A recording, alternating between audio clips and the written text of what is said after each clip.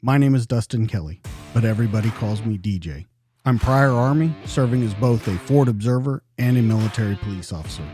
I spent the last 14 and a half years as a police officer and detective in a large metropolitan police department.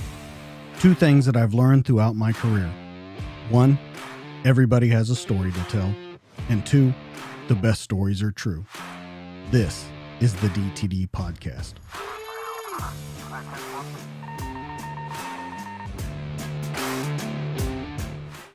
In 3, 2, 1, and we're live.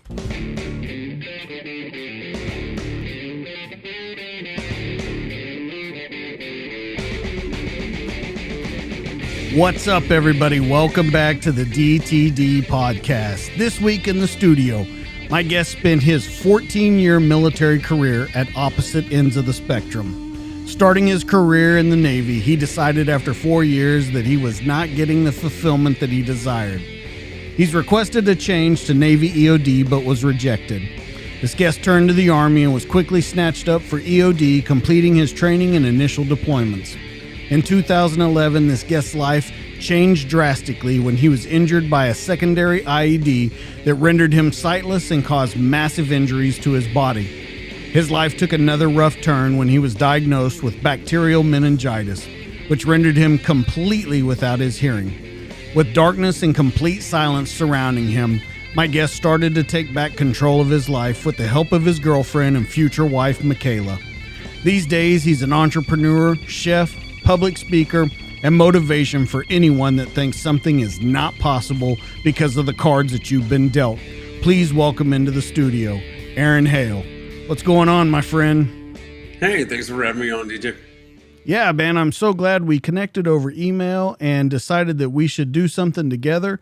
And your story is just absolutely amazing to hear. Just the stuff that you have overcome, and not only overcoming the things that you have, but the stuff that you do in life right now. Most people with their sight without hearing or with hearing would never be able to accomplish that you're doing right now. But we always start out early. Your early life, what was it like? Were you always thinking about the military? Let's kind of go over that. How was your family life growing up? My family life was awesome. I grew up in Northeast Ohio. It was really like I call it like a Rockwellian type of neighborhood environment. It was just outside the suburbs and just before the farmland, kind of in between. So it was great. It was country-ish living, and I loved my school. I loved being with the people and the kids I grew up with. My family was supportive and loving. My folks were divorced but got along, and I'm the oldest of 3 kids. And just no complaints. I loved the way I grew up. The only thing was that I didn't have to work really hard for a whole lot of things. I had enough natural talent to, and I guess combined with a natural ability for some BS, I could, through smoke and mirrors or just a smile or just a little bit of effort, not a whole lot, I could get by with, a BC average with just about everything. So when college came around and everybody who knew how to work hard and had ambition and had goals, which I had none of, they all quickly, passed me by. And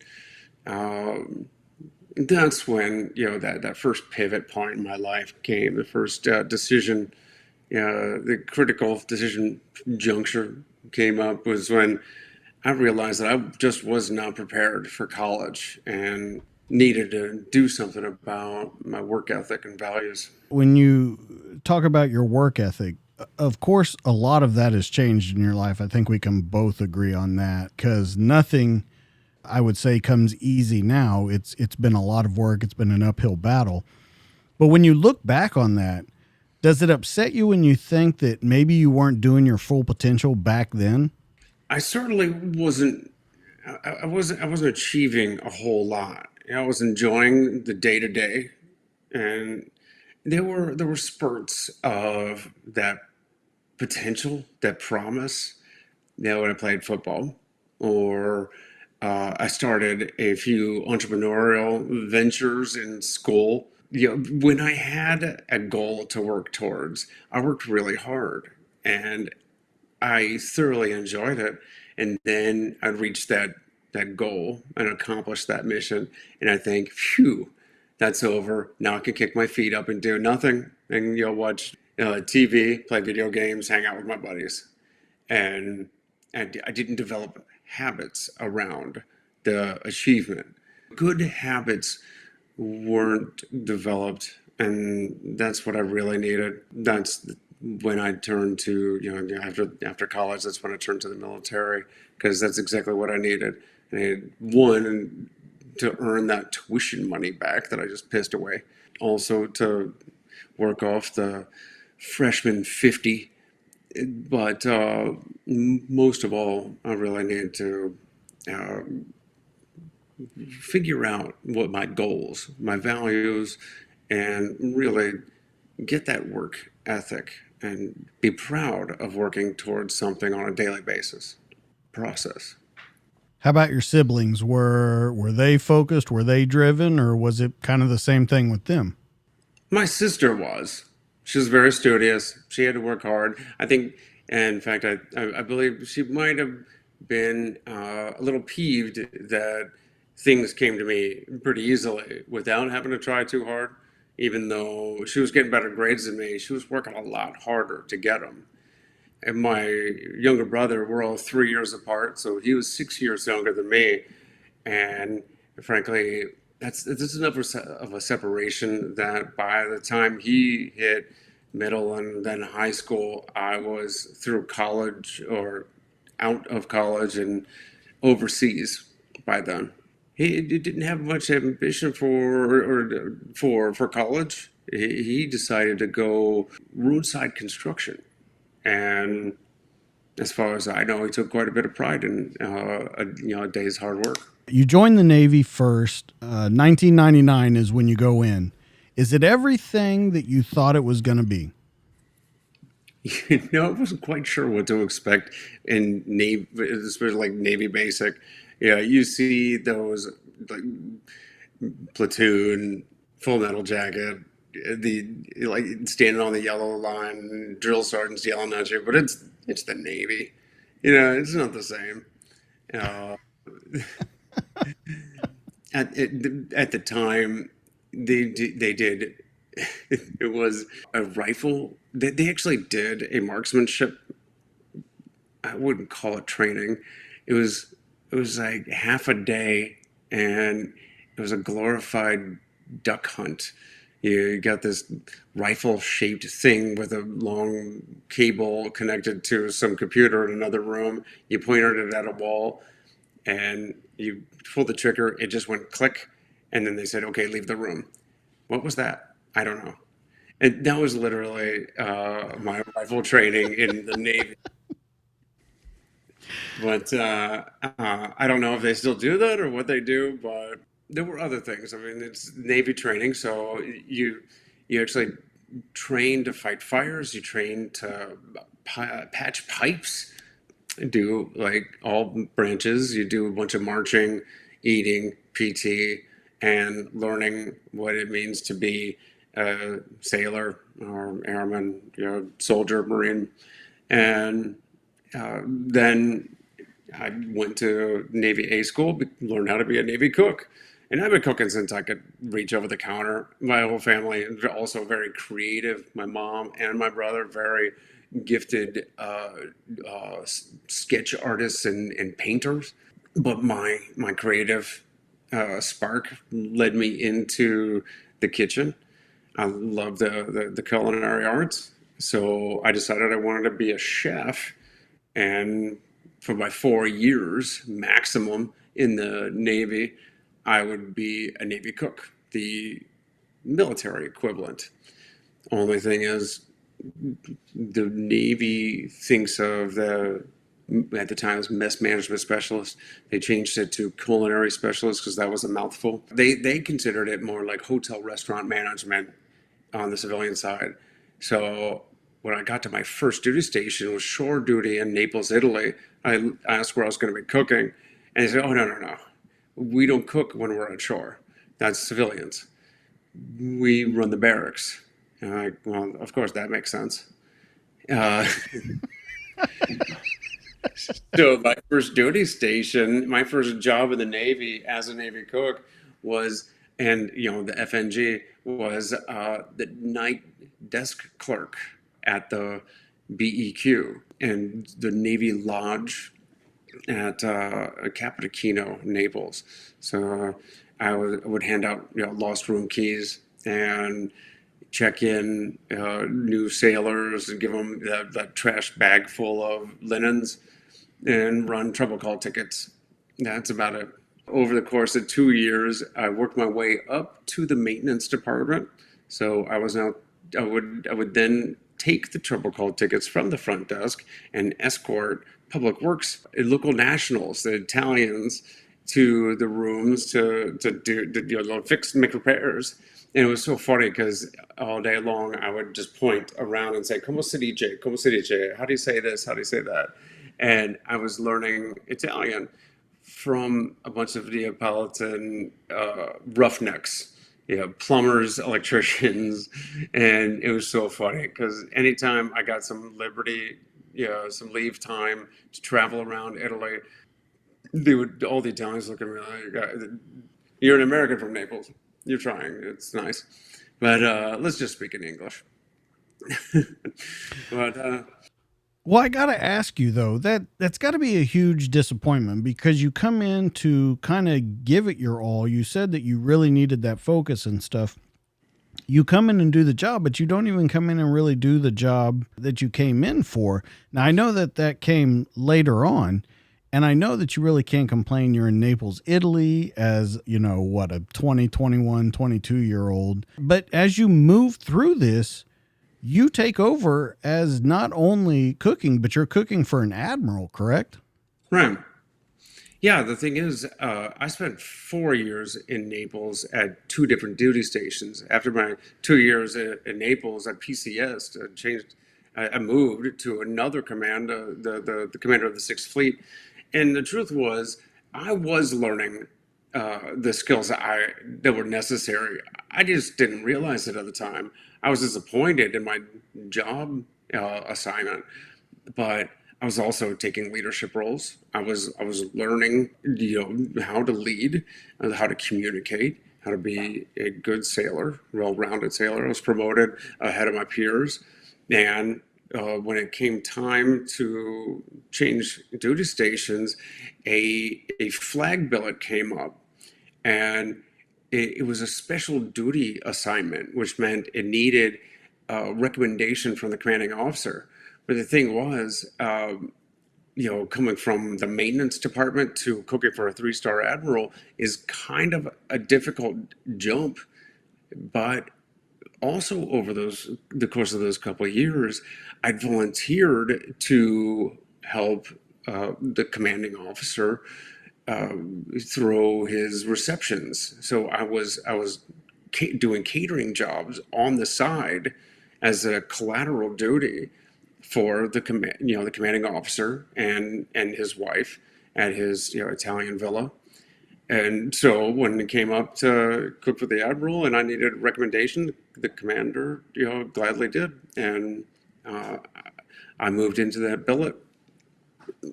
So then I'm cooking for this pirate born 200 years too late. It was hilarious because I was living in Italy. I was learning the Italian cuisine. I was learning the lingo. I was learning, the appreciation, the wine and all this stuff. I mean, hardship duty it was not.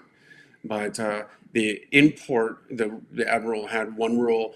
We were not allowed to make Italian food. Why would he have the American cooks make it when he could just go off the boat?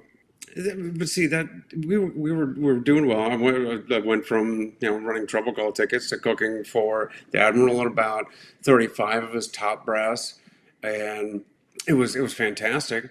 But I joined in '99, and then it was all of a sudden 2003, 2004, and we find ourselves in two major operations in the Middle East, and we're out at sea and we're at war, and I'm watching war happen on the TV.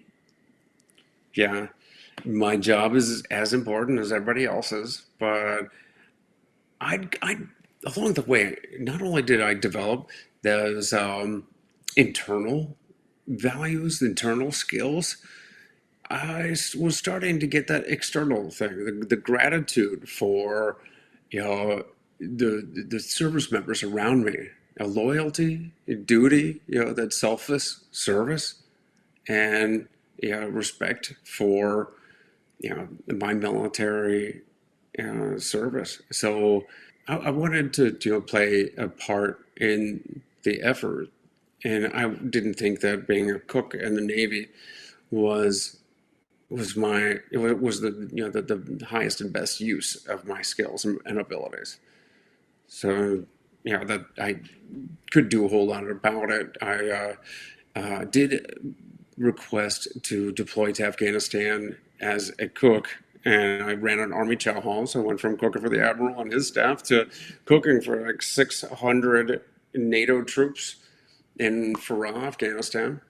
And that's when I met some EOD techs and started learning about that job. You decide to do this, and I understand why you did the EOD route because you're talking to these guys. I'm trying to figure out, though, why it was such a tough transition for the Navy to slide you over into EOD, and it was relatively painless for the Army to do it for you. There were a couple things. For one, the Navy had trained me to be a cook. And at the time, Navy cooks and my rank, like my rank, I was E5, Petty Officer Second Class, was undermanned. And Petty Officer First Class, next rank up, E6, was overmanned. So they needed me to stay put. That was the needs of the Navy. Also, at the time, EOD in the Navy wasn't a rank or an MOS itself. It was a special qualification. It was like a suffix. We would put it in the Navy. We would put it in parentheses behind the name. Later would become its own rate or MOS, but at the time they were taking only source rates. You come from certain job fields like master at arms or bosun's mate or electrician tech, but they just weren't taking cooks. Everything can be wavered, but nobody wants to tell you. So I put in the request. They denied it, and I just didn't know I could, try again or ask for a waiver or anything like that. I just knew that my contract was coming up. Didn't look like I was stuck where I was going to be for a while. Same rank, same rate. I knew what I wanted to do. It didn't matter what uniform I was in. I had grown to love the Navy, but I knew I had a mission. I had a goal. So when my contract expired, I went over to the Army recruiter, and they didn't have any problem. They welcomed me in. They asked me if I wanted to keep my rank. I said, sure. Yeah, that sounds great. They signed me right up. I became a sergeant in the Army, and they sent me to it was like a gentleman's version of a basic training. And then it was to EOD school. Here's what I got to ask you, though. And I think about it all the time whenever I hear your story, read about your story. You said that you had a mission to become EOD. That was your goal to do. The first question I have to that is, do you think that everything happens for a reason? I'm not sure about if everything has a specific reason, if there's destiny. I believe we drive our destiny with every decision we make. So not making a decision is a decision. The choice to not get up in the morning is a decision. And we've chosen our fate for that day and for the rest of our lives.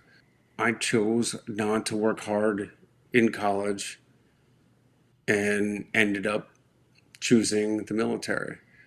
I chose not, I chose not to stay as a Navy cook and wanted to deploy, so I found a way to do that.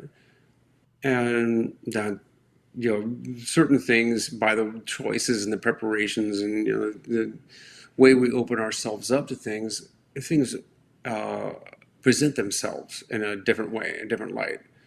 It's the same as if you look at things from an optimistic or a pessimistic view. You'll look at you'll look at something as an opportunity or an obstacle. And when I met the EOD technicians, I could have just ignored what they were doing and went about my daily business and been a cook, for the rest of the deployment. And I would have, deployed to a war zone and maybe felt like I'd accomplished what I set out to do. I don't think so. I made the decision path that brought the EOD techs to me or me to them. And it was exactly what was supposed to happen because of choices. So the second part to that question would be, and I love how you answered that. The second part would be, with everything that's happened, with what you've lost, what you've gained, because I think we can both agree that there has been loss and gain in all of this. With everything that's happened, would you do it again if you knew back then what you know now? That's an impossible question. I know I get it. I've gotten it before, and I've tried to answer it. And because the thing is, you know how hard it is to knowingly stab yourself in the hand. There's something. There's like a trigger. There's something in your brain that says that's gonna hurt. Don't do that. Now imagine knowingly stepping on an IED. Knowing what's going to happen next, would I make that same decision? The thing is, and I know what you're getting at, would I sacrifice my eyes? Would I sacrifice my ears for the life I have now? Would I do that again? And I don't know. I don't know what life I would have been given up, but I definitely know if I don't make the same decisions this second time, I do know what life I would be giving up that I have now. And it's a pretty incredible one. I also know the decisions and the choices and the work I did as an EOD tech and with the team that I had, we took a lot of hazardous devices off the battlefield and we saved lives. Well, let's talk about that real quick. Your unit had over 1,100 counter IED missions. You took over 20,000 pounds of enemy explosives off the battlefield. And you personally, on the deployment that you were disabled on, you personally disarmed 50 bombs. Yeah. We were in a very, very hot area. It was a very busy location. And it wasn't like we were fighting the enemy. We were just there were just so many IEDs buried all over the place. It was the same thing all the time. An oil jug with homemade explosives, some lamp cord, and a plywood pressure plate with a 9-volt battery. Everywhere. They were all over the place. Every once in a while, we get a little anti-personnel landmine. Every once in a while, we get some Chinese or Iranian mortars. But then those would be, connected to a 9-volt battery and a pressure plate because they don't know how to do anything else. They just find some explosive and connect it to some lamp cord and a 9-volt. But they're everywhere. So yeah, we were digging these things up left and right for months. Every once in a while, we get lucky and find a cache of these things just stacked, ready to go out and get buried. Most of the time, we'd have to do the digging. I want to go back for a second, though, when we were talking about would you make that decision. The reason I asked that is you got part of it by saying, would you give up the life? But I look at it even like this. I don't know that you meet your wife I mean, you knew her before, but I don't know if it turns into that relationship. Your children, the mountain climbing, the marathons, all of these things, none of that happens. And I understand also what you're saying about, do you know how hard it is to stab yourself in the hand, that it's going to suck, but you do it anyway. I think when I ask you that question, it is a very difficult question to answer, and it's maybe even an unfair question to ask. But I almost wonder when you think about it, because there were times where, I mean, it's a darkness that happened to you for like 6 months at a time when you have no hearing, no sight, and you think about all those things. I just am trying to figure out that mentality behind it. How you one push through it, and would you do it again if you could? You know, the noble side of me wants to say, well, of course I would. You know, I'm doing an important job. And we all put on that uniform. We all know we're stepping into perpetual and possible danger. And there may be, you know, an IED out there, or an unexploded ordnance, a bullet with our name on it. And I'd like to say I would. You know, the human side of me says that, you know, live to fight another day.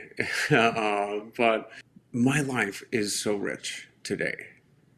And as much as I'd want to see my three sons and my parents' faces, and as much as I'd love to watch a sunrise or hear the Black Keys play again, or, you know, all those things that I'm missing, I'm so grateful for the life I have.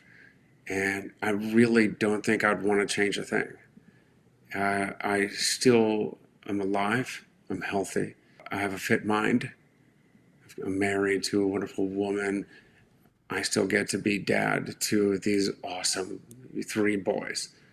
And I'm an entrepreneur. You know, I'm an employer and an investor, speaker. I have an incredibly crazy story that I get to tell others and inspire others with. And I get to do also equally crazy things like, you know, like I just ran bad water last week. Life is an adventure, and you have your ups and downs. And I still like to say yes. I would make every decision the same way. Let's go back to your first deployment as an EOD. From everything that I'm understanding, it's your second deployment as EOD where the accident happens. Is that correct? That's correct. It's my third overall deployment, my second as an EOD tech. Okay. Now, and so I went to Afghanistan as a Navy cook. I went to Iraq as an EOD sergeant. And then I went back to Afghanistan in 2011 as an EOD staff sergeant and team leader. Okay. Let's talk about that first one. So you have this deployment to Afghanistan as a Navy cook. It doesn't really fulfill you on your ideas of what you could really give in terms of service. You get over to Iraq as an EOD sergeant, which is in itself crazy that you come into the Army and you're an EOD sergeant, which means you have all kinds of responsibility and you're new to this field. You got to tell me how you feel when you get there. There's got to be a ton of nerves. There's got to be a lot of pressure on you to show these guys, yes, I'm new around here. Yes, I'm new to this job, but I know what I'm doing. You're absolutely right. Not only am I new to EOD, but I'm new to the Army. And it's an entirely different, you know, language, you know, culture. So I might have this rank, but I haven't, you know, earned my, you know, my stripes, so to speak, in the Army or in EOD, more importantly. So I have a badge, you know, EOD badge, and I have the, you know, chevrons to say that I'm to be respected as a sergeant. But there are privates and specialists in my unit that have been in for, you know, been EOD for longer than I have. And of course, there's some resentment. So it's a tough balance to have to learn and to recognize their experience while also being a leader.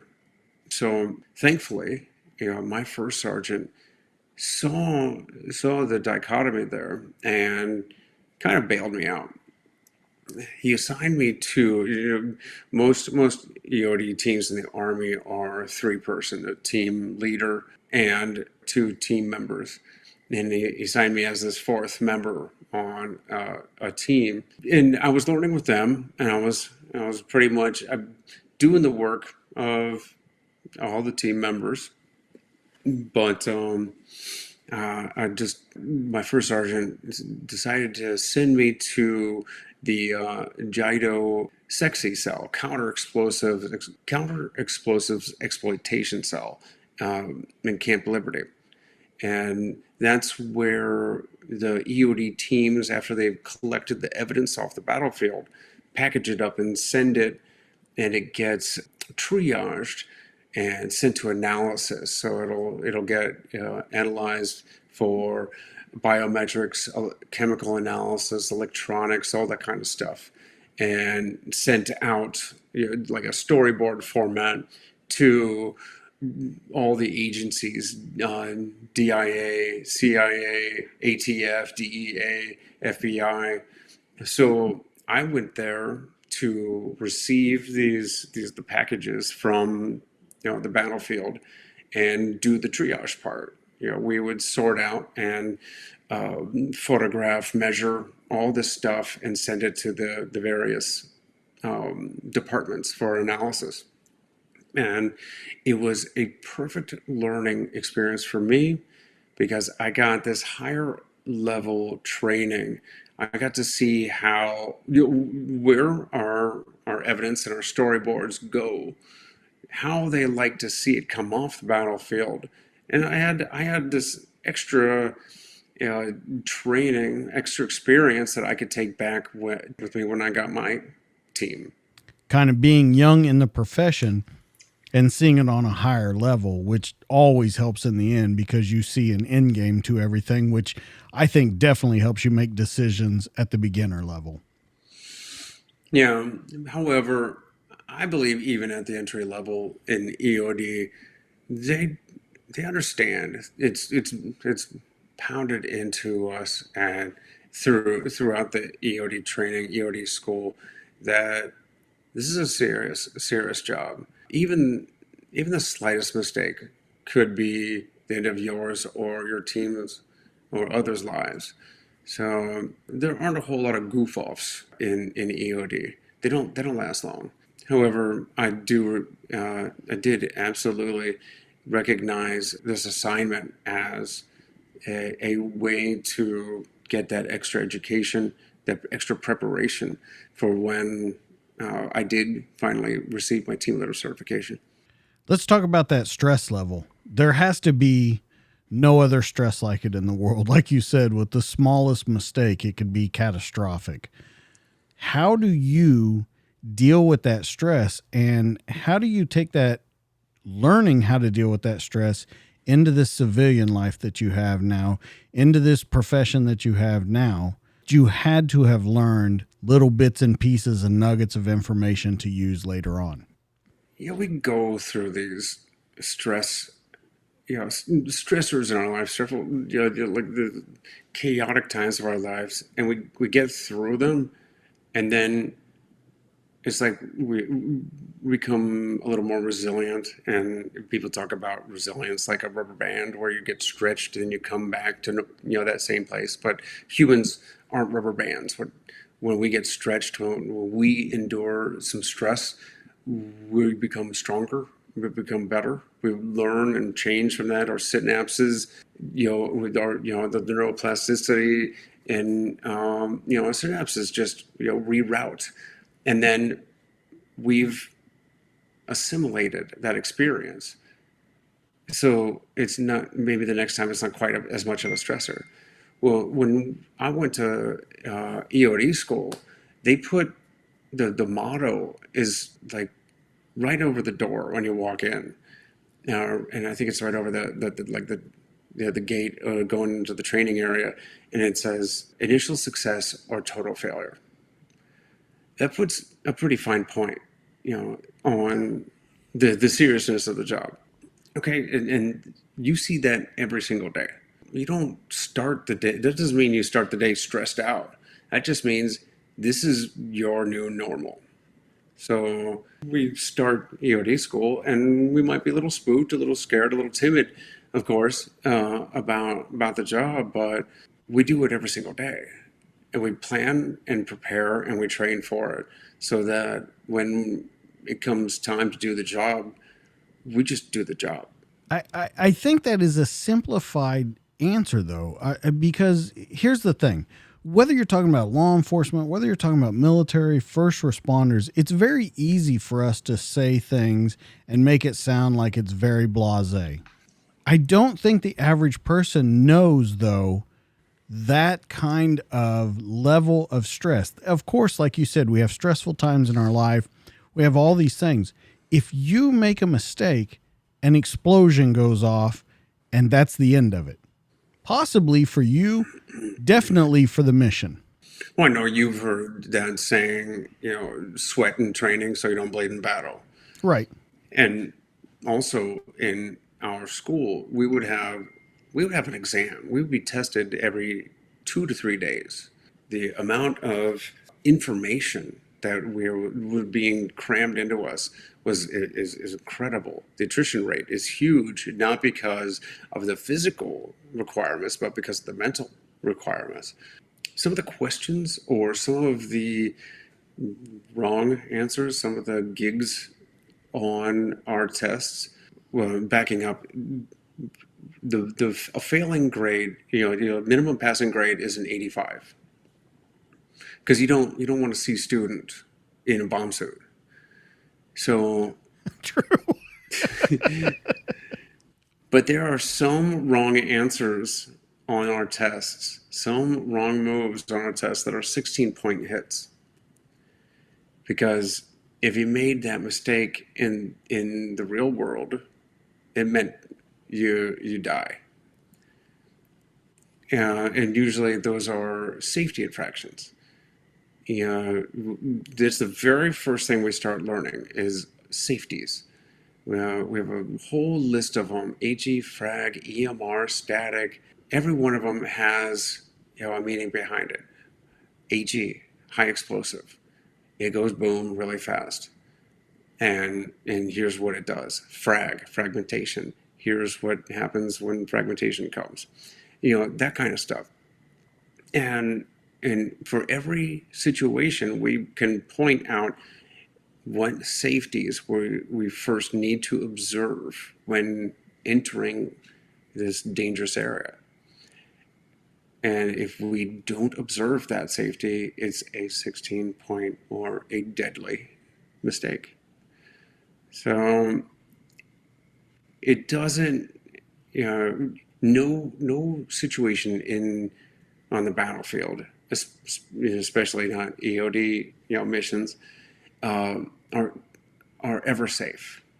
But we train to mitigate, the danger the best we can. That's the first thing we do. So let me ask you, do you remember the first bomb, real life world, that you defused? Well, the first live thing that I defused, all I saw was about 6 inches of dead cord in the dirt. This was in Afghanistan. Okay. In Iraq, I didn't run any live ordnance. I was at the Sexy Cell. Right. In Afghanistan, we were doing it was during that first left seat, right seat turnover with another EOD team. I was out there in the field on a dismount mission, and I was doing the left seat. We saw it was a strange pile of 7.62 belt links, just weird, strangely piled up. And I think the insurgents realized that it would mess up our metal detectors. So we did a little bit of probing, a little bit of digging, and we just saw this bright orange line just kind of running in the hard packed dirt around a mud hut. Like, okay, that's not supposed to be there. But instead of just digging all day long, because somebody was probably watching, we called up a bit RAS, air clearance, and we just popped the charge over top of it, and side of the mud hut came down. So that was my first IED. I'm glad it was simple, it was easy, and we got away safely, and the mission could continue. There wasn't any reason to probe any deeper for evidence on that one. That wasn't the mission. I know you said you're glad that you got away. Were you a little disappointed, though? Just human nature, a little disappointed that that's your first?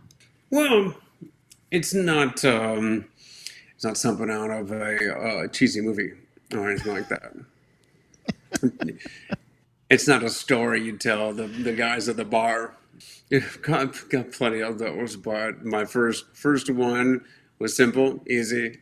I didn't lose any fingers, and I didn't have to explain to my first sergeant why I screwed it up. That's a very good ending to that story. Let's talk about more dangerous, more missions where you thought, okay, this is a little more, this is a little more experience right here. If we could, let's talk about one that you were really maybe nervous, not only with the nervousness of doing the job, but nervousness of looking around at the situation and going, maybe you'd never seen that. Maybe you were unsure of what to do. Can we talk about anything like that that happened with you? There were a couple, but like I said, most of this AO was all the same thing. It's just I remember one time when we entered this small, very very small village, and there was a T intersection in the mud road, dirt road, and we were a little bit back in the dismount patrol. The platoon leader called us up, and I said, "Where's the IED?" And he goes, "There's one right there, one right there, one right there, one there, and one there." And I'm pretty sure that one's one also, but I can't be positive. Shit. And after looking at everything he pointed at, I said, "Okay, clear back, clear out, and set security, and guys and I will get to work on this." 3 hours later, I had 5 IEDs, all pulled out of the ground. One, I mean, there's like a tripwire. They were all rigged, and I don't even think any of them would have gone off the way they set them up. But they were all live IEDs, and I had them all stacked, ready to dispose of when the battalion commander calls and says, "Stop EOD operations." Like, what are you talking about? They want to send a MLRS into the town and blow it up. And pretty much the reason to do so is because it's littered with IEDs. It's not littered with IEDs. They're in a nice, neat stack right now. All I got to do is pop a little block of C4. He said, "That's the orders. Like, we're going to pull out with the gift wrapped for the insurgents. When is this, MLRS? When are these rockets coming in?" I don't know. 36 hours later. 36 hours it took them to approve those 12 rockets. It was a hell of a show. We sat in, a Kalat about 600 meters away. I'm not sure if anybody had eyes on for the full 36 hours of those IEDs that were just wrapped in a ribbon on the side of the road. But I did my job, and I rendered it safe. And then who knows where those rockets punted them. Thanksgiving 2011. You go home. It's the last time technically being home, holidays, that you're going to be able to see, hear, do everything that you have always been able to do. I've always wondered, in looking into your story, Is there anything you think back on to that Thanksgiving that really sticks out to you? The way something looked, the way something smelled, the way you heard something. Is there anything that stood out at that one that now that you think back on it?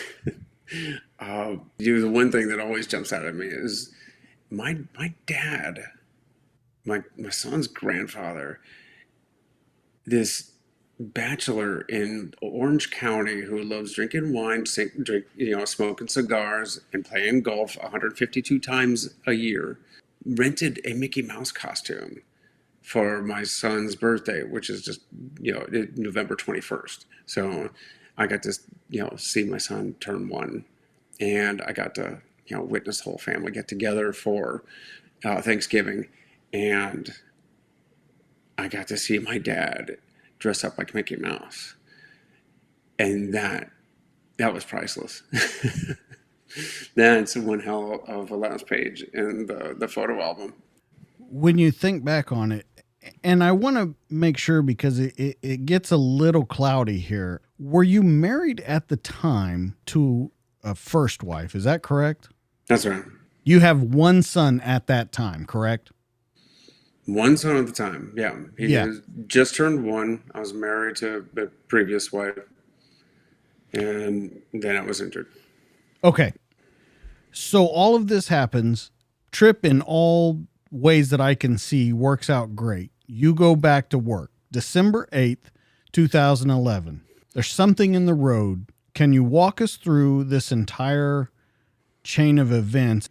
Yeah. So I was on my 2 weeks of leave, R&R from the battlefield, and then flew back, went through Kuwait and almost bought a Jeep. Everybody does. Wait a minute. You're going over that quickly. I know people buy watches and they buy some nice things over there. I've never heard anyone say they were flying through Kuwait and almost bought a Jeep. Yeah, the Kuwait transient area. You got like the Green Mountain. Oh yeah, was it Green Mountain Coffee where everybody buys those ridiculous frappuccinos, and you've got like a little exchange, a Burger King, a KFC, a Subway, and a military car sales. And of course, they've Does got. this happen a lot? Oh yeah, it doesn't like so many the deployment. So many of these guys on deployments. They just see it's the only thing that doesn't have an ounce, like it doesn't have a speck of dust on it, is the Jeep and the Harley sitting in Kuwait. But and you've got that deployment money. But I thought better of it. I'm a family man. I'm saving responsibly. But man, I love Jeeps. Okay. I finally make it back to Kandahar and back up to my AO. My team grabs me in our JERV, our armored truck. We jump into a supply convoy heading back out towards our command outpost in Sia Choi. And along the way, we're on Route 1, the only paved road in the whole country. The convoy commander calls back and says, ANP has, found something on the side of the road up here. EOD, can you take a look at it?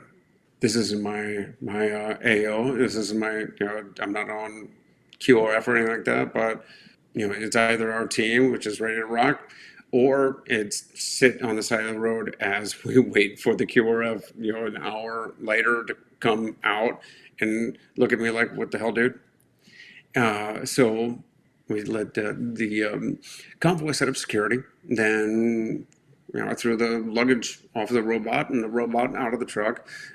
It found, like we have been finding forever, this jug pressure plate, and the robot took just ripped it apart, ripped that pressure plate out of there, but it couldn't get the oil jug, the HME, out of the hard packed dirt. So I wanted to get the evidence to send up to the sexy cell, like I knew how to do. And that meant I had to get my boots on the ground. So I grabbed my evidence kit, a little drop charge for the stuff we didn't need to keep, and my metal detector.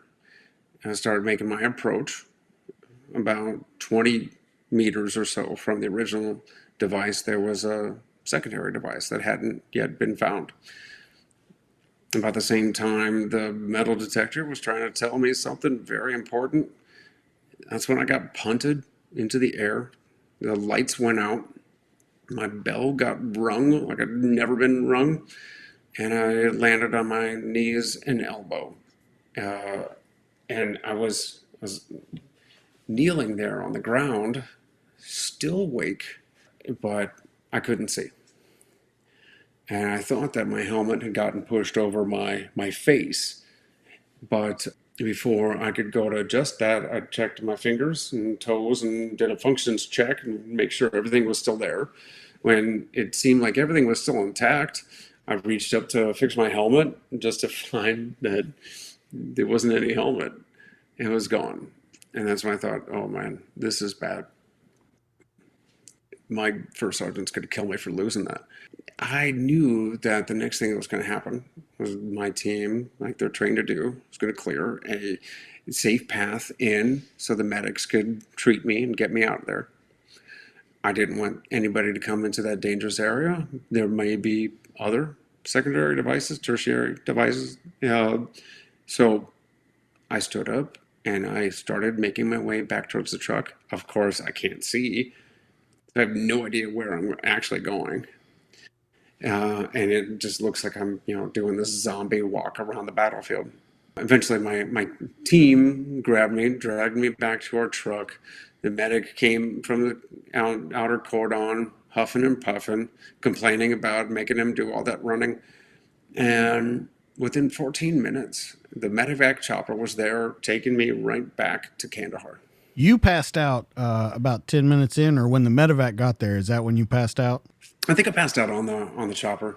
Last thing I remember, the medics, the crew of the chopper was just taking one of those, taking my watch off, one of those G-Shock. Yeah, those cool things with the compass and the barometric pressure you never need. And I'm thinking, don't lose that, dude. But of course, I'm never going to see you again. I don't know this yet, but not going to need that ever again. That's when I pass out. I wake up, I don't know when, I'm in CAF, and I wake up to our EOD battalion Sergeant Major standing over me. He says, Sergeant Hale. Yes, Sergeant Major. Let me get this straight. You get blown up, and you stand up and you walk out of the blast zone?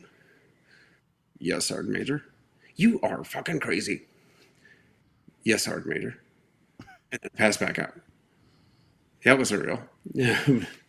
But the next time I wake up, I'm in laying stool, and I'm waiting 24 hours for the swelling in my brain to go down, so I can, they believe it's safe enough for me to make the transatlantic flight with that high altitude. But it's 48 hours, and I'm, from blast to me in Bethesda, Maryland, Walter Reed. I got to go back to what I asked you originally. If you think everything happens for a reason, as you explain this, it's not even your area. Like, you're just coming in from leave. You decide to go out. It seems so improbable in numbers of that day, that IED, that secondary IED, you being on that convoy, you deciding that you want to go up there instead of waiting. Do you ever think of like the astronomical probability of that? I don't know how astronomical. There are probably hundreds of them out there, but no, I don't think about that like that. I mean, I did. But for me, it was sitting at Walter Reed, and it was all sorts of questions, but they were all questions with no answers. Why me? Right? Why did I have to do it that way? Right? Why did I have to step exactly there? What if I'd done it a different way? What if, stayed one more day in Kuwait? What if I grabbed the next flight into Afghanistan? What if why me? And it's just like this spiral with no answers, and it just led into this self-loathing, self-depression, defeat. And that's where I was at first when I was sitting there in Walter Reed. I'd call them my demons, those voices that sit on your shoulder and tell you that, you know, you know, the world's out to get you, that so many people screwed up. All these things are out of your control, and it's you could have done better. You failed. You failed the army. You failed your team. You failed your family. But where does that lead? It goes nowhere. That's why I had to turn around and stop worrying about the what ifs, the why me's, right? I had to stop thinking about that because I could never, nobody can ever answer that. I had to start focusing on the things that I could control. And that was my emotion, and that was my response. It's like Dr. Viktor Frankl in Man's Search for Meaning. That's the difference that separates humans from the animal kingdom, is that space between stimulus and response, is the ability to decide. How are we going to react, or which means we're a victim of the circumstance, or are we going to respond? We're going to think and control our actions, and then we are at least in control of ourselves. So again, I don't believe that, I don't know about destiny or fate, but I don't worry about it because I don't have any control over that. I just have control over my emotions and my reactions.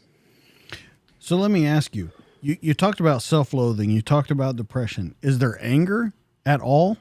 Of course there was, mostly myself. Anger for not zigging when I should have zagged.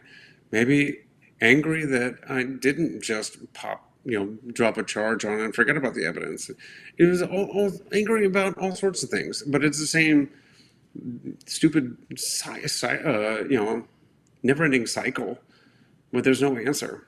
And eventually you gotta focus on something else, or you get stuck. You go down the drain with those emotions. So, yeah, I was angry, but I let it go. There's nothing to do with that. It doesn't help me with the rest of my life. How soon after all of this do you know that you're not going to see again? When did I learn that? Yes. It wasn't long. I mean, it was pretty clear that my my right eye was gone. In fact, my eyelids were fused together. Like I was doing this permanent wink thing. I just had to do the gun with the fingers. And, but they thought that they could possibly save the left eye because a piece of frag had actually cut right through the bridge of my nose and then gashed my left eye. But after one surgery, they did, flashed a light in there, and I couldn't see anything. And then it just began to, what they did was the gash, it sprung, basically the eye sprung a leak. And so they replaced the fluid in the eyeball with this viscous, like an oil substance. And then it began to leak out. So they just couldn't save that either. So it was just a couple of days at Walter Reed, and I knew I was going to be completely blind. You got to explain how you feel, because that's something that a lot of people aren't going to know in life. How do you feel on the inside when you hear that? We've talked about the loathing, the depression, the anger. Can you tell me how you felt and really walk me through when you find this out? Well, the thing is, you get to Walter Reed, and it's just a flurry of activity. You've got your family coming in. You've got the Department of the Army, trying to get you to fill out paperwork, right? You got nonprofit organizations coming in, and people asking if they can pray over you. You've got politicians coming in to shake your hand and say thank you for your service, because it's right on the Beltway. And there's really no time to yourself. And maybe that was a good thing. But also, I learned that very soon on that with 100% blindness, when you're in total darkness, it also comes with an added bonus gift of a sleep disorder, because you can't reset your internal clock, circadian rhythm, because our brain is actually reset. That sleep cycle is reset to sunlight. So even if you're almost blind, but you have some light perception, you can sleep. Your brain knows when to tell your body it's time to fall asleep, and it's time to wake up. I don't have that. It's like being on a permanent 26-hour clock. So some nights it's more or less, quote unquote, staring at the ceiling tiles. And many days, like midday, I cannot keep my head off my desk.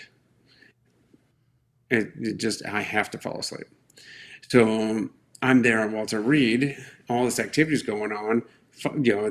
Finally they close for business. Close for the night with just the night staff, and I'm allowed to go to sleep. And I'm just sitting there thinking, and like, man, I'm blind. I'm going to be blind forever. I'm not going to be able to do this. I'm not going to be able to do that. How am I supposed to be? If I can't do my job anymore. They won't. They don't even allow colorblind people to do EOD. So I'm not. I can't be a soldier. I thought about all these things I can't be anymore. Again, it was like one of those things, self-defeating, and I started thinking about my family. I'm still alive. What can I do for them? How can I be a father and husband and a son, a brother, all of that? How can I still do that?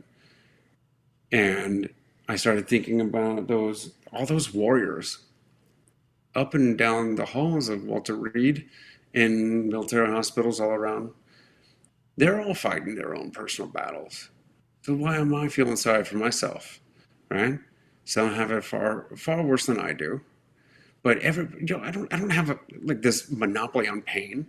I don't, I've got my own unique pain, but it's, it's pain. The pain's inevitable in everybody's lives. Suffering is an option. And I learned that later. But at the time, I'm just thinking, I can't let my Joes down. I can't let these other warriors down. They're not quitting. I'm not going to quit either. So I'm not going to quit on my family, my blood, or my military family. And that's when I decided that, if I was going to be a blind man, I was going to be the best damn blind man I could be. Was there any specific incident that led you to this thinking? Because that's a very mature way of thinking, but it's a very chaotic situation.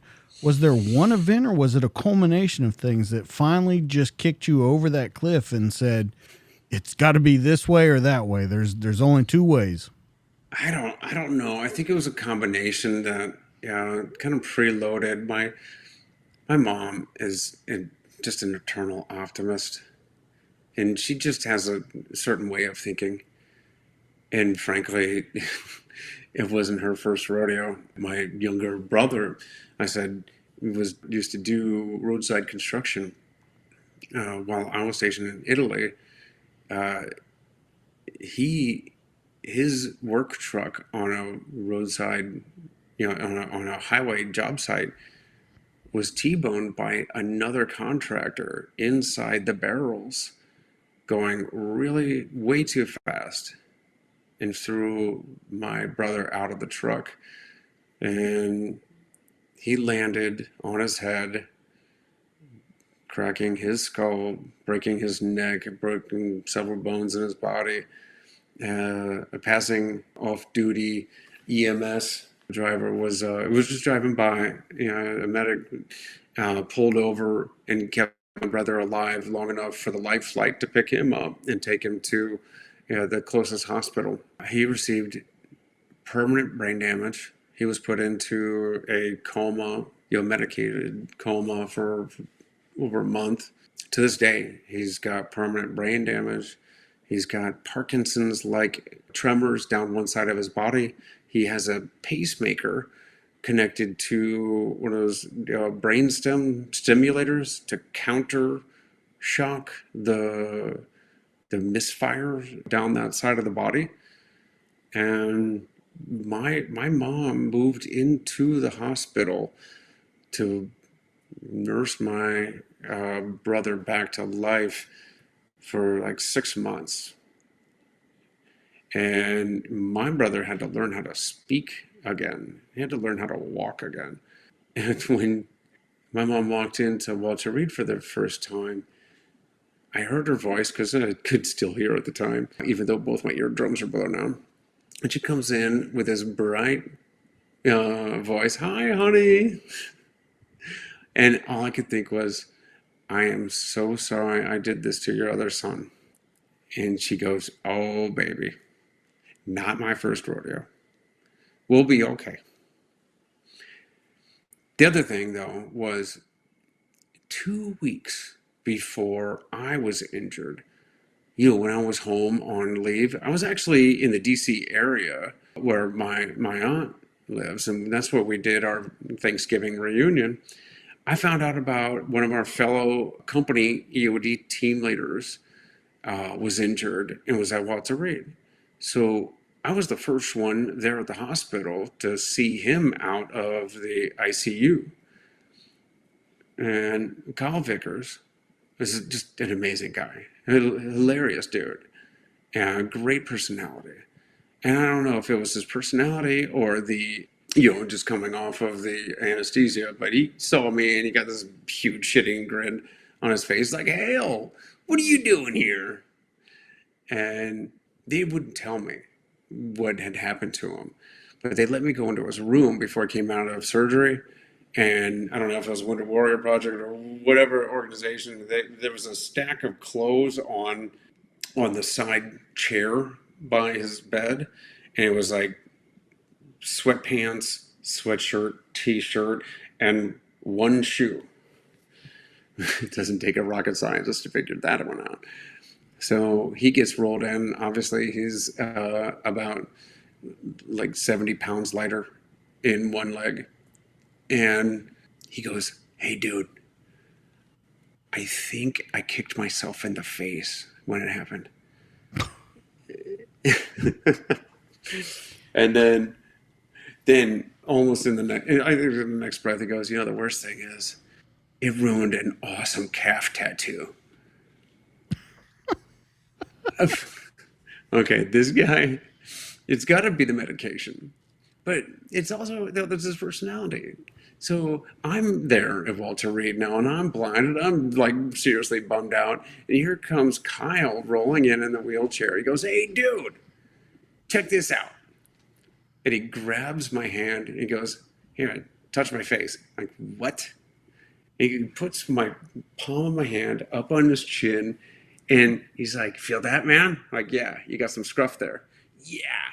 Guess what? The Marine EOD techs here, they have this attaché or liaison something.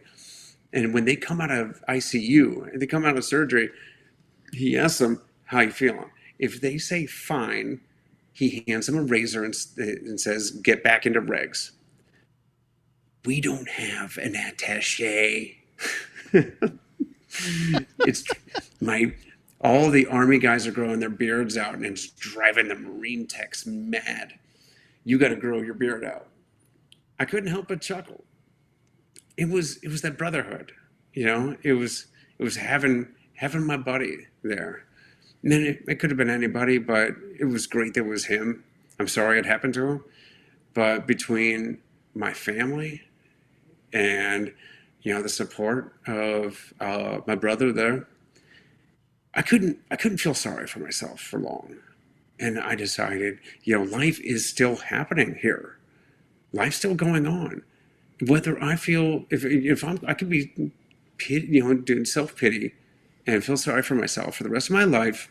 Well, life is going to go on, so I better keep up, and I better uphold my responsibilities because I'm not off the hook yet. Okay, so let me ask you, things are shaping up for you. Your mom's helping you out, ever optimistic. Your buddy's there with you. How's it going with your wife? Is everything working out? Well, I don't have the same wife anymore as I did No, no, then. no. Yeah, I know. I understand that. But how is it going? Because you were still married when you were injured. How is she taking everything that's going on? Well,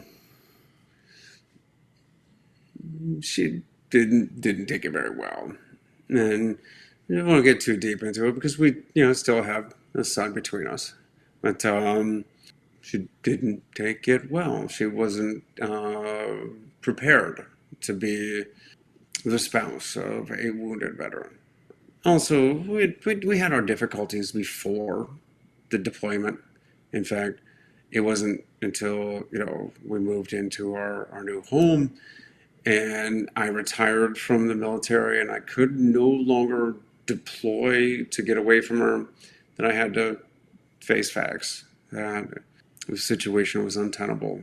And I decided, even though being a single blind guy was terrifying, I had to make a change, and I asked for a divorce.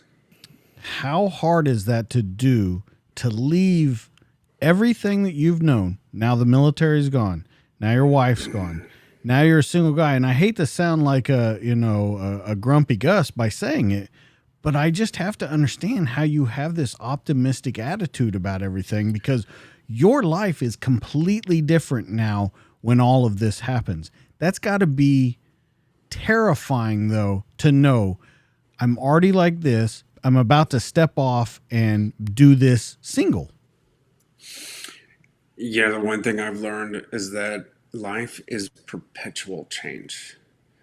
And as soon as I start feeling comfortable, and this is like the same feeling when you're out in the battlefield, you're on patrol, when things are getting too easy, that's when something goes wrong or something has to change. So here I am, and just I've gotten used to these almost chaotic, definitely chaotic at times, changes. But I knew that the situation we were in, it wasn't good for our son. It wasn't good for me. It wasn't good for her. And I knew that no matter how unknown the next steps might be, they had to be taken. It turned out to be the best decision because I was able to grow. I was able to learn better how to be this blind person and how to be a better dad and be present for my son. And then, of course, all these other changes were able to happen, like finding McKayla and starting another family, a new, growing our family. So, now I do have custody of my oldest son, and we now have 4-year-old identical twin boys. I just didn't want to be the only one that was confused. Um, and started businesses, and I'm having an adventure. it was, it just wasn't. It had to come from the very uncomfortable choice of doing something that was, scary. Okay. So has the other injury happened? Have you lost hearing yet? When you get a divorce, when you're moving on, none of that has happened yet, correct? No, not yet. Okay. So you've got a good outlook on life. You're approaching everything with this gusto, and then Murphy strikes again.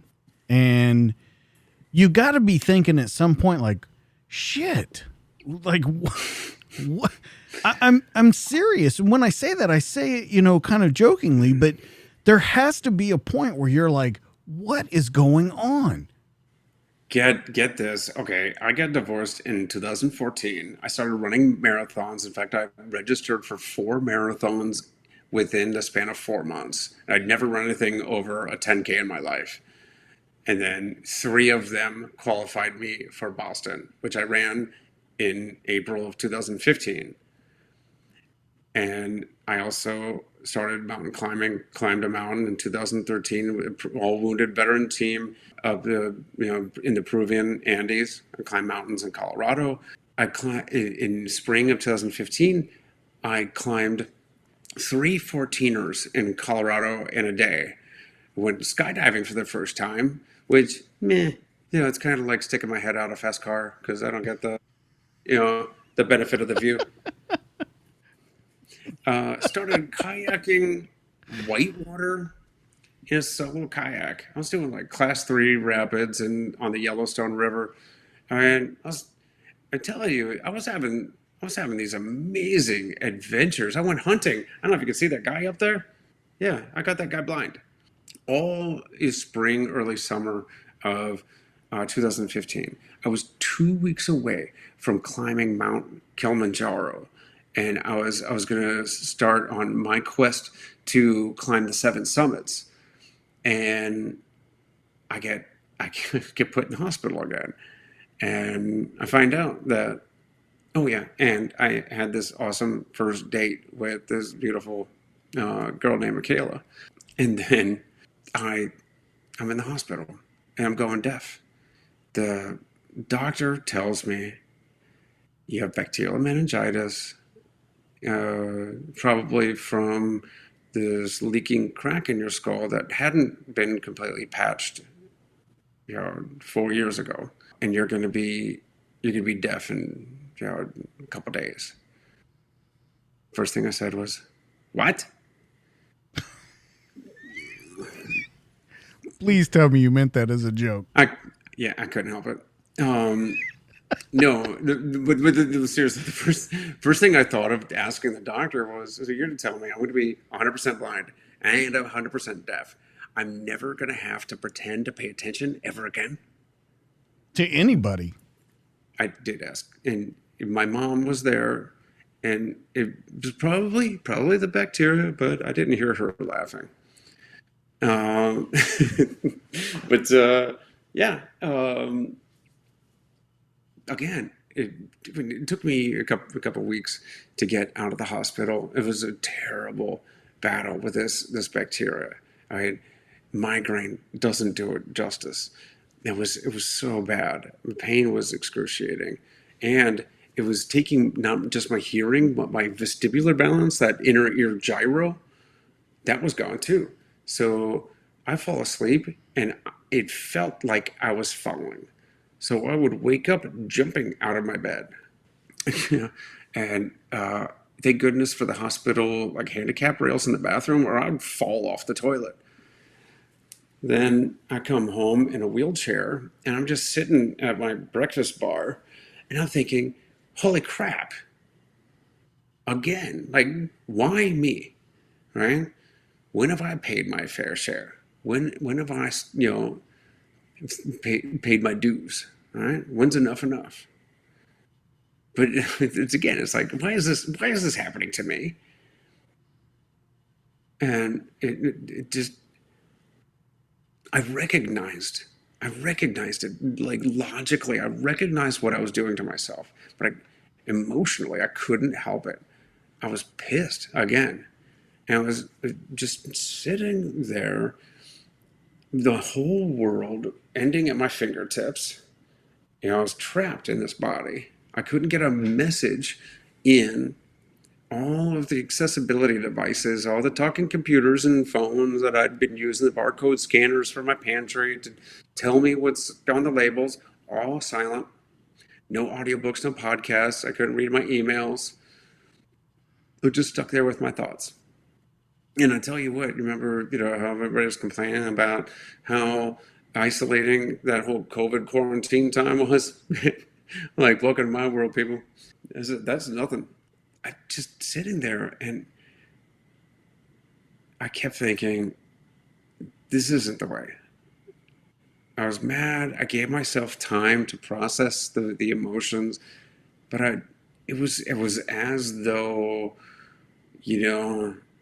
somebody up above was saying, put your money where your mouth is. Do it again. And I just started saying, instead of why is this happening to me, why is this happening for me?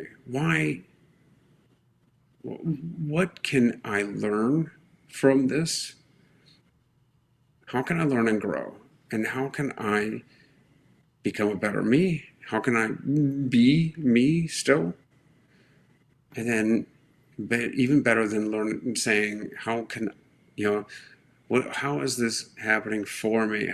Why is this happening for me that I can teach to others, that I can share? And I'd been a public speaker for the last 4 years. I've been talking all over the country. And I thought, okay, this is just going to make me a far better speaker. This is going to give me so much material. I better get to work. And also, I still have a job to do, right? I'm still a dad. I'm still, at the time, a boyfriend. And I wear these hats. I'm still retired, but I'm still a soldier at heart. I'm still an EOD tech. I'm in that family. And I wear these hats. I wear these roles. And my life doesn't belong to just me. It belongs to all of them. And it's funny, like, I never seriously contemplated becoming, one of the 22, right, a day. I can certainly understand what they might be feeling, right? But even if I wanted to, make a quick exit, I couldn't. I would have to put it up for a vote and by committee, and I don't think I would have the votes. So I'd better get busy living, right? And that's what I did. I got on my treadmill, and because of my balance thing, I would just hit the quick start button and just like half a mile an hour and start walking, and I would hold on to the handrail with an iron grip, and I would do cadence in my head, sing, in my head songs, the lyrics I could remember, and I just walked, and then I would go a little faster, and then I'd be jogging. I took the trekking poles that I once used in the mountains just to get out to the mailbox and back, and it would be exhausted. But the next day I would do it again. I would go just a little bit further. And then Thanksgiving was coming again. And I started, I decided, McKayla, I had like this first date with her. She was working and living in California, and I convinced her to come out for a week-long first date / vacation in Florida. And we had that thing. It was awesome. And she went back home, and I contracted meningitis, and she flew right back out. It was like 4 days later. And she flew right back out, and she never left. She stayed. She nursed me back to health, and we started this life together. I mean, there are far less elaborate ways to get a second date, but it worked. Yes. It worked. So let's talk about her. You talk about her a lot. Let's hear, like, when you think about her, what comes to mind? She's an incredibly giving person. She cares so much about her family, about these businesses that we've built together. And, now she's given so much over the last few years to make sure that I, stayed alive. That, we went through a pretty tough custody battle for my son.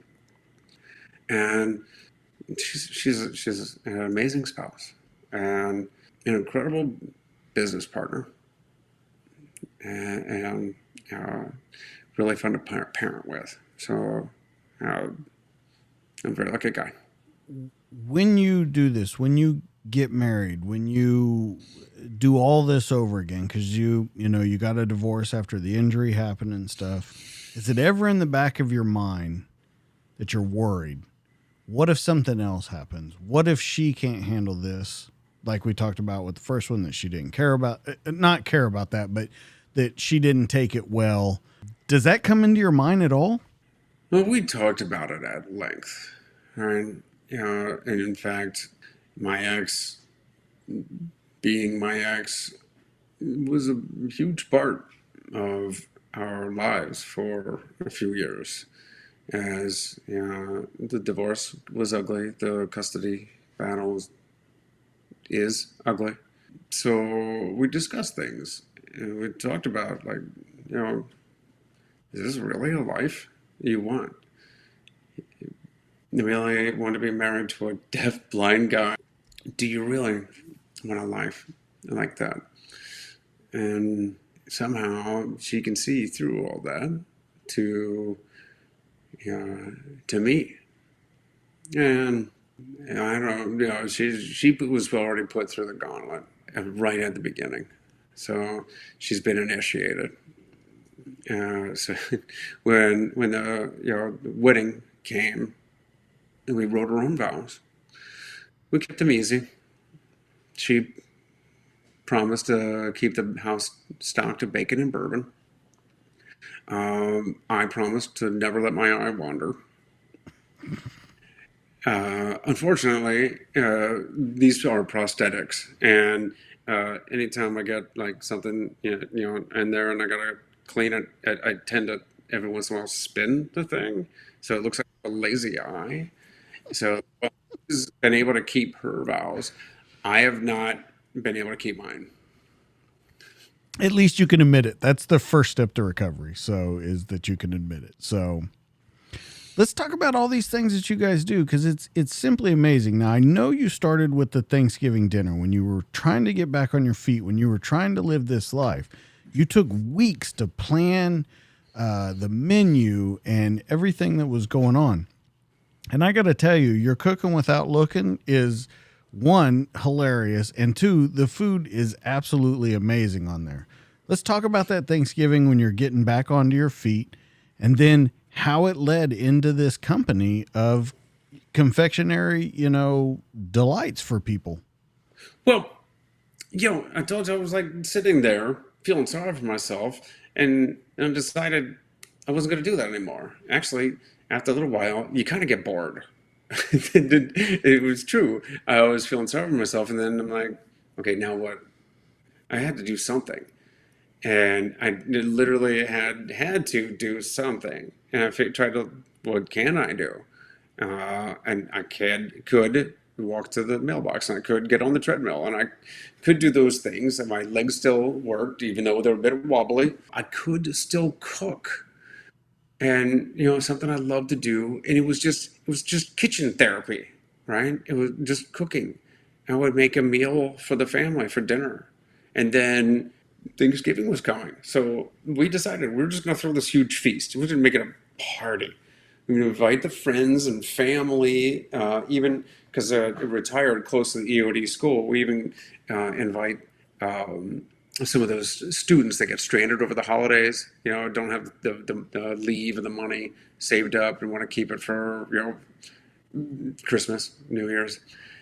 So we adopt a few of the EOD students into our home. And we had this huge feast.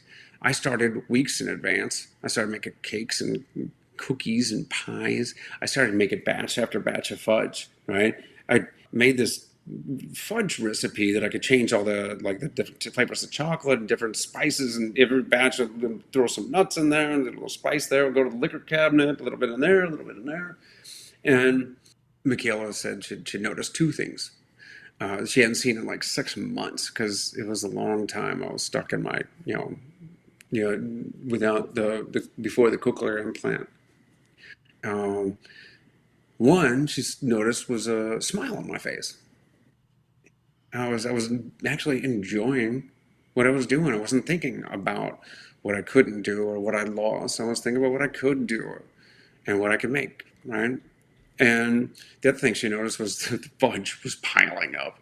There was just more than even our guest list could finish. So she started sneaking it out the front door. You don't have to be a real stealthy around a blind deaf guy, but she was giving it away. Neighbors, friends, and they started coming back and asking if they could buy some for a birthday or baby shower or something. The capitalist in me said, well, of course you may. And before we knew it, we had this business, Extraordinary Delights, or EODfudge.com. And it was it's really snowballed quickly. We developed a few flavors. We started buying like the packaging, shrink wrap. It was so funny. My garage is like this pretty admirable home gym. And I've got the squat rack. I've got a stationary bike, treadmill, rower, and then the shrink wrap machine. We started selling it. We built this website, and then it just grew from there. How proud are you of not only you, but of McKayla too, about everything that you've overcome to lead to this life right here? Well, I think I needed to. I had to endure all of that. I had to learn and grow from all of that. We don't get stronger despite our hardships. We get stronger because of them, right? We don't get stronger despite going to the gym. We get stronger because we go to the gym. We're so we've got like this phobia of hardship or stress, or we don't want discomfort. We want perfectly tuned in, perfect temperature on the AC, the perfect cushiness in our bed and our sofa. And what happens is we're actually shooting ourselves in the feet, right? We need to get out there. We need to go do some hard climbs, go hiking. We need to carry some weight on our backs. We need to test our minds and, challenge, our brains and our emotions sometimes. We need to go do things that are uncomfortable for us, things we think we might not like. We just got to go do it because we need to, for our own survival. So everything that I've been through, it shaped me into the person that I am today. Sometimes literally, but all of those things, while terrifying, while painful, extremely sad and extremely, angering at times, I need those experiences to appreciate and to have the kind of gratitude that I have for my life now. To be the person I can be, I need to be for my sons. I had to go through that. Let's go all the way back to the beginning. Definitely weren't living your full potential in junior high, high school, even college. You think you've hit your full potential now? I like how Ed Milet puts it. He's chasing the guy he's supposed to be. When he reaches the pearly gates, he's going to be greeted by a man that looks just like him. And the guy is going to say, welcome, congratulations, you made it. You caught up. I think that's a pretty great metaphor, a great way to picture it. I don't know if I've reached my potential yet. I know I haven't, actually, but hopefully I'm on pace. Hopefully I'm getting there. All right, so what do we got next for you? What's next? Yeah. I just finished running a really hard race across Death Valley, and yeah, my feet are just healing. We've got so the fudge business is doing well. We parlayed some of the profits from that business into starting a real estate business.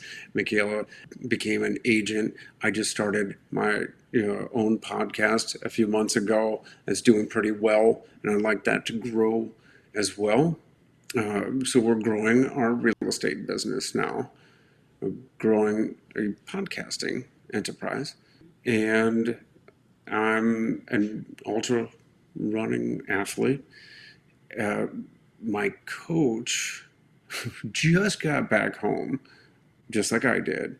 He just sends me a text, says, "How about a 100-mile stage race through the Himalayas?" Like, oh, come on.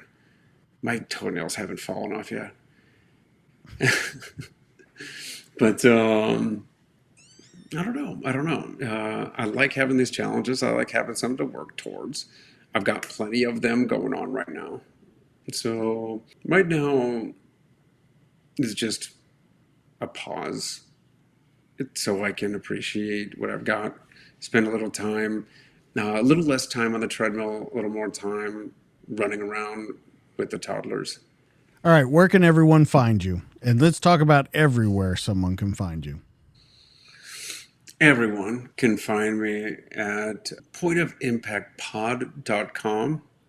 That's a podcast, or of course on all the podcast platforms. It's a Point of Impact Podcast with Aaron Hale. You got way more than that. You got social media. You got the dessert coming. Get them all out there, Aaron. Oh, of course, yeah. They've got a sweet tooth. You can find some pretty awesome treats at eodfudge.com, and the social media links are on both those websites, the podcast or the Fudge website. Well, Aaron, I'm so glad that we got together, talked over email, got this taken care of, because your story is absolutely phenomenal. You are a true inspiration to people that think they may have it bad, but, sometimes I think they don't know the half of it. You've been through it and came out stronger, I think, on the other side than I think you thought you could ever be. And I want to thank you so much for coming on the show and talking this week. Guys, you know where you can find Aaron. Let's talk about where you can find me. As always, you can find me on Instagram at the DTD_podcast.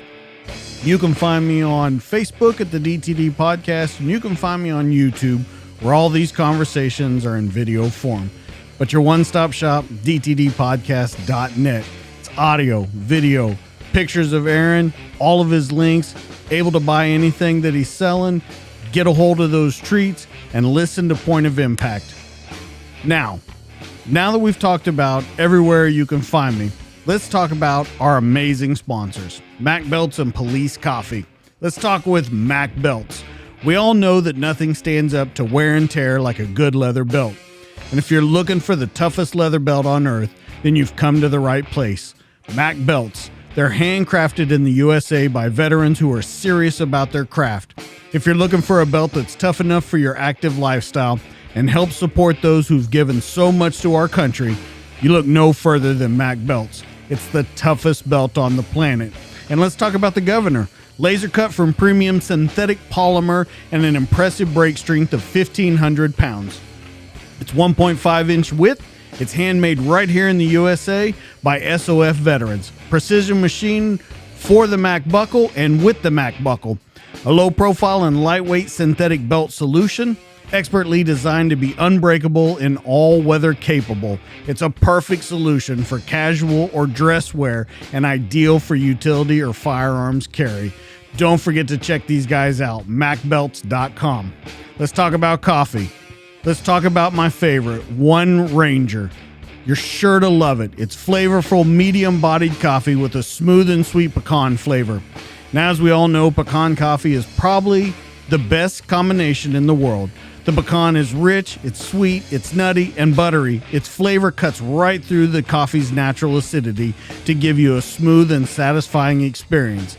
And let's talk about Police Coffee.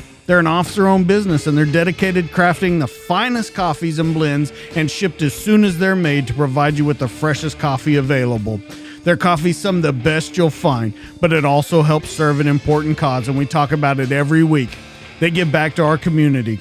50% of their profits go towards helping family members of police officers who fell in the line of duty. So please go check them out. They got whole bean, they got ground, they got K-Cups, they've got dog treats, they've got coffee mugs, they've got everything you could possibly need to get your coffee fix on. PoliceCoffee.com and MacBelts.com. Please go out and help them. They make this show possible. Guys, that's going to be it for this week. That's Aaron. I'm DJ. This has been the show. Make sure you catch us on the next one. We're out of here.